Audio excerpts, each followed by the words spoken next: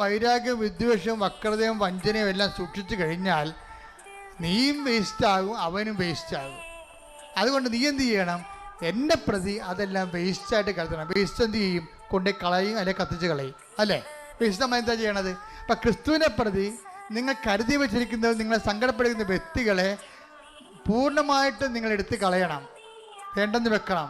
എന്നിട്ട് ക്രിസ്തുവിനെ നേടാൻ വേണ്ടിയാണ്. അപ്പം ക്രിസ്തുവിനെ നേടാൻ വേണ്ടി നിൻ്റെ വൈരാഗ്യം, ശത്രുത, വിദ്വേഷം, പിന്നെ നിങ്ങളെ സുഖിപ്പിക്കുന്ന മദ്യപാനമോ അല്ലെങ്കിൽ വേറെ എന്തെങ്കിലും മയക്കുമരുന്നോ അല്ലെങ്കിൽ വേറെ തരത്തിലുള്ള എന്തെങ്കിലും തരത്തിലുള്ള ദൈവത്തിൽ നിരക്കാത്ത ലൈംഗിക ബന്ധങ്ങളോ എന്തായാലും ശരി, അതെല്ലാം വേസ്റ്റായിട്ട് കരുതാൻ വേണ്ടിയാണ് നമ്മൾ കരിക്കുരിശിട്ടിരിക്കണം നെറ്റിക്ക്.